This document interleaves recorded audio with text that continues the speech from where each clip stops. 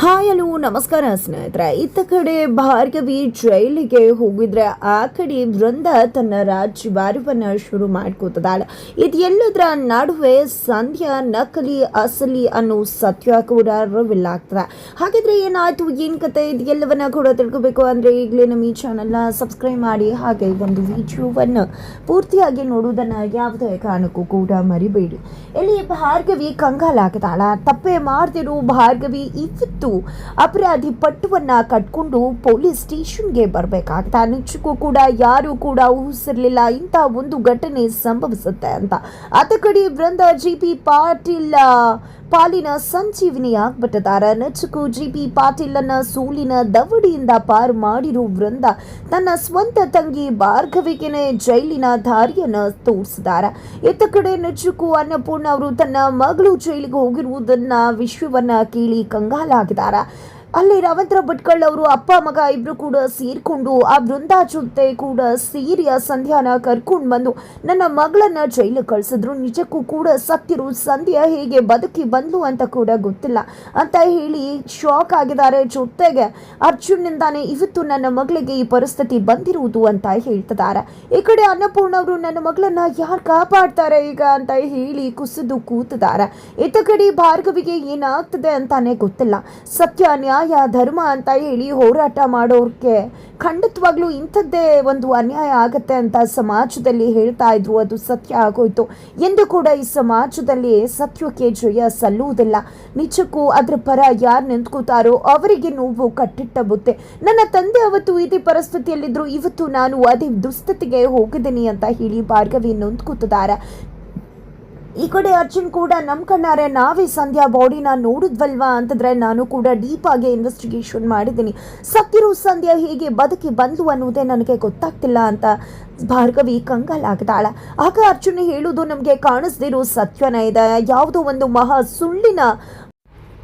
ಸುಳ್ಳಿನ ಒಂದು ಕೋಟೆನೇ ಸೃಷ್ಟಿಯಾಗಿದೆ ಅಂತ ಅನ್ನಿಸ್ತದೆ.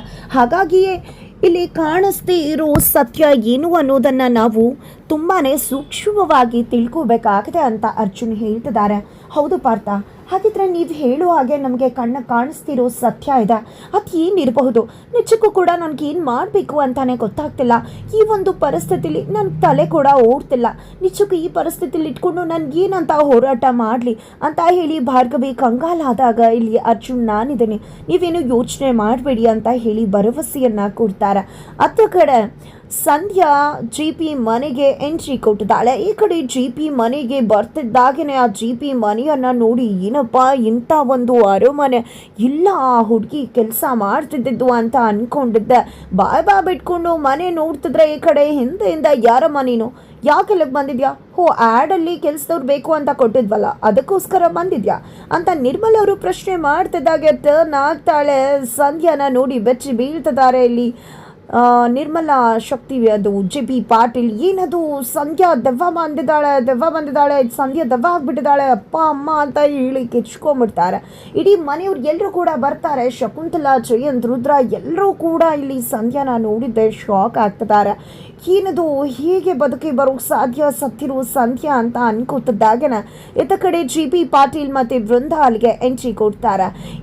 ಈ ಕಡೆ ನಿರ್ಮಲಾ ಪಾಟೀಲ್ ಅಂತೂ ಜಿ.ಪಿ. ನೋಡಿ ಜಿ.ಪಿ. ಸತ್ತಿರೋ ಸಂಧ್ಯಾ ಮನೆ ಕೆಲಸದವಳು ಬದುಕಿ ಬಂದಿದ್ದಾಳೆ ಅಂದಾಗ, ನೋಡು ನಿರ್ಮಲಾ, ಸಂಧ್ಯಾ ಸತ್ತಿಲ್ಲ, ಸಂಧ್ಯಾ ಬದುಕಿದಾಳೆ, ಹೋಗು ಸಂಧ್ಯಾ ನೀನು ಅಂತ ಹೇಳಿ ಸಂಧ್ಯಾನ ಒಳಗಡೆ ಕಳಿಸ್ಬಿಡ್ತಾರೆ.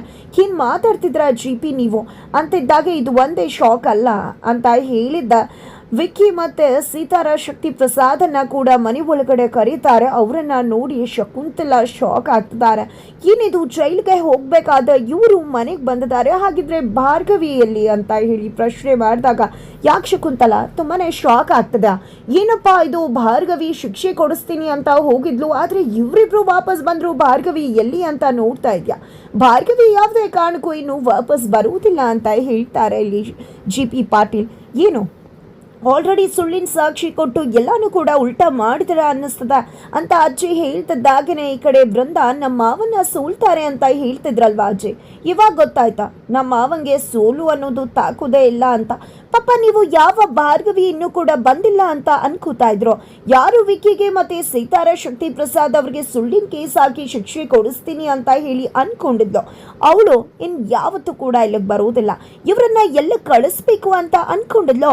ಅವಳು ಅಲ್ಲಿಗೆ ಹೋಗಿದ್ದಾಳೆ, ಅವಳು ಜೈಲ್ ಪಾಲಾಗಿದ್ದಾಳೆ ಅಂತ ಹೇಳಿ ಬೃಂದ ಹೇಳಿದಾಗ ಶಕುಂತಲಾ ಶಾಕ್ ಆಗ್ತಾರೆ. ಹೌದು ಶಕುಂತಲಾ, ನಿಜಕ್ಕೂ ಕೂಡ ಸತ್ಯ ಧರ್ಮ ನ್ಯಾಯ ಅನ್ನೋದನ್ನ ಎತ್ತಿ ಹಿಡಿಬೇಕಾಗಿರೋ ಭಾರ್ಗವಿನೇ ಬದುಕಿರೋ ಸಂಧ್ಯಾನ ಸತ್ತಿದ್ದಾಳೆ ಅಂತ ಪಿತೂರಿ ಮಾಡಿ ಇನ್ಯಾವುದೋ ದ್ವೇಷನ ತೀರಿಸ್ಕೊಳ್ಳೋಕೆ ಕೇಸ್ ಹಾಕೊಂಡು ಬಂದ್ರೆ ಕೋರ್ಟ್ ಸುಮ್ಮನೆ ಬಿಡುತ್ತಾ, ಹಾಗಾಗಿ ಅವಳನ್ನ ಜೈಲಿಗೆ ಕಳ್ಸದ ಅಂತ ಹೇಳಿ JP ಪಾಟೀಲ್ ಹೇಳ್ತಾರ. ಈ ಕಡೆ ಶಕ್ತಿ ಪ್ರಸಾದ್ ಅವರ ಮಗ ವಿಕಿ, ಏನಜ್ಜಿ ಸತ್ಯ ನ್ಯಾಯ ಧರ್ಮಕ್ಕೆ ಓಡಾಡೋ ನ್ಯಾಯ ದೇವತೆ ಅಂತ ಹೇಳ್ತಾ ಇದ್ರಿ ಭಾರ್ಗವಿನ, ಪಾಪ ಅವಳಿಗೆ ನೀವು ಏನು ಕೂಡ ಪಾಠನೆ ಮಾಡ್ಲಿಲ್ವಾ? ಈ ರೀತಿ ಸುಳ್ಳು ಕೇಸ್ ಹಾಕಬಾರ್ದು, ಈ ರೀತಿ ಸುಳ್ಳು ಕೇಸ್ ಹಾಕಿದ್ರೆ ಖಂಡಿತ ಕೋರ್ಟ್ ಜೈಲಿಗೆ ಕಳ್ಸುತ್ತೆ ಅನ್ನೋದು ಅವಳಿಗೆ ಹೇಳ್ಕೊಡ್ಲೇ ಇಲ್ವಾ? ನಿಮ್ಗೆ ಇದೆಲ್ಲ ಗೊತ್ತಿರತ್ತಲ್ವಾ? ನಮ್ಮಪ್ಪನ ಮೇಲಿರೋ ದ್ವೇಷಕ್ಕೆ ನಮ್ಮ ಅಮ್ಮನು ಜೈಲಿಗೆ ಕಳ್ಸಬೇಕು ಅಂತ ಅನ್ಕೊಂಡ್ರೆ ಅದು ಸಾಧ್ಯ ಆಗತ್ತಾ ಅಂತ ವಿಕ್ಕಿ ಪ್ರಶ್ನೆ ಮಾಡ್ತಿದಾರ. ಇತ್ತ ಕಡೆ ಬೃಂದ, ನನ್ನ ಸೊಸೆ ಇನ್ನು ಮುಂದೆ ನನ್ನ ಸೊಸೆ ಯಾರು ಅಲ್ಲ, ನನ್ನ ಸೊಸೆ ಒಬ್ಬಳೇ ಸೊಸೆ, ಅದು ಬೃಂದ ಮಾತ್ರ. ನಿಜಕ್ಕೂ ಕೂಡ ಇವತ್ತು ನಾನು ಕೇಸ್ ಗೆದ್ದಿದ್ದೇನೆ ಅಂದ್ರೆ ಅದಕ್ಕೆಲ್ಲ ಕಾರಣ ಬೃಂದಾನೆ.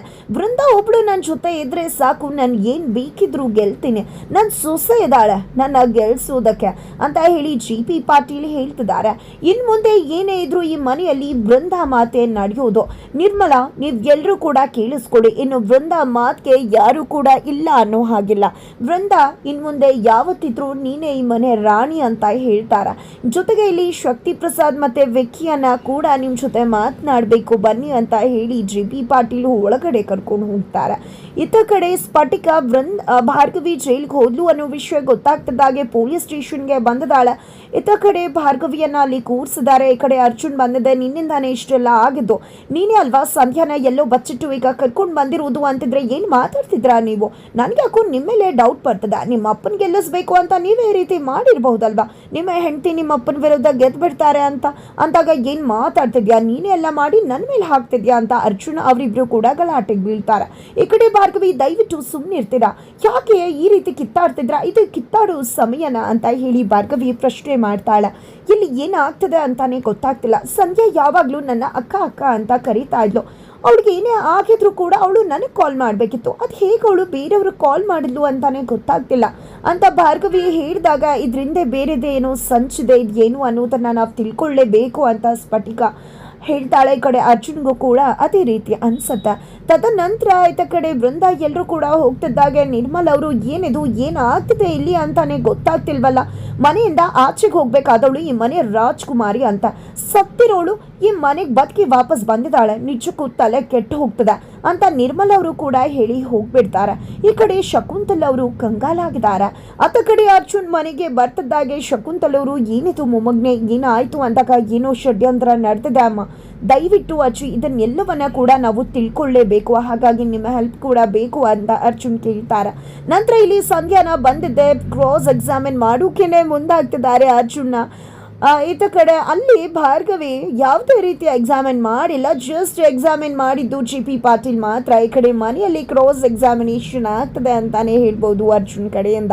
ಈ ಕಡೆ ನೀನು ಎಲ್ಲದ ಇಷ್ಟು ದಿನ ಯಾಕೆ ಬರಲಿಲ್ಲ ಅಂದಾಗ ಕೋಮಾ ಅಂತ ಹೇಳ್ತಾಳೆ ಸಂಧ್ಯಾ. ಹಾಗಿದ್ರೆ ಕಾಲ್ನ ನೀನು ನನಗೂ ಅಥವಾ ಭಾರ್ಗವಿಗೂ ಮಾಡಬೇಕಿತ್ತು, ಬೇರೆಯವ್ರಿಗೆ ಯಾಕೆ ಮಾಡಿದೆ ಅಂದಾಗ ಇಲ್ಲಿ ಸಂಧ್ಯಾ ತಬ್ಬಿದ್ದಾಳೆ. ಇತ್ತ ಕಡೆ ಇನ್ಸ್ಪೆಕ್ಟರ್ ವಿಜಯ್ ಹಾಗೆ ಕಾನ್ಸ್ಟೇಬಲ್ ಲೇಡಿ ಕಾನ್ಸ್ಟೇಬಲ್ ಇಬ್ರು ಕೂಡ ಭಾರ್ಗವಿಯನ್ನ ಯಾಕೆ ರೀತಿ ಕುತಂತ್ರವನ್ನ ಮಾಡಿದ್ರಿ ಅಂತ ಪ್ರಶ್ನೆ ಮಾಡ್ತಿದ್ರೆ, ನಾನು ಜೈಲಲ್ಲಿದ್ದೀನಿ ಅನ್ನೋ ಮಾತ್ರಕ್ಕೆ ನಿಮ್ಮ ಮಾತನ್ನ ಕೇಳ್ಕೊಂಡು ನೀವು ಹೇಳೋದನ್ನೆಲ್ಲ ಒಪ್ಕೊಳ್ಳೋದಿಲ್ಲ, ನಾನು ತಪ್ಪು ಮಾಡಿಲ್ಲ ಅಂದಮೇಲೆ ನಾನು ತಪ್ಪು ಮಾಡಿಲ್ಲ ಅನ್ನೋದನ್ನೇ ಹೇಳುವುದು ಅಂತ ಭಾರ್ಗವಿ ರೊಚ್ಚಿಗೆತ್ತಾರೆ. ಹಾಗಾದ್ರೆ ಏನಾಗುತ್ತೆ ಮುಂದೆ? ಇತ್ತ ಕಡೆ ಅರ್ಜುನ್ ಹೋಗಿದ್ದೆ ಜೈಲಿಂದ ಭಾರ್ಗವಿಯನ್ನ ಬಿಡಿಸ್ಕೊಂಡು ಬರ್ನಾಗೆ ವಾಪಸ್ ಕರ್ಕೊಂಡು ಬರ್ತಾರ. ಏನಾಗುತ್ತೆ ತಿಳ್ಕೊಬೇಕು ಅಂದ್ರೆ ಮುಂದಿನ ವಿಡಿಯೋಗೆ ವೇಟ್ ಮಾಡೋದನ್ನ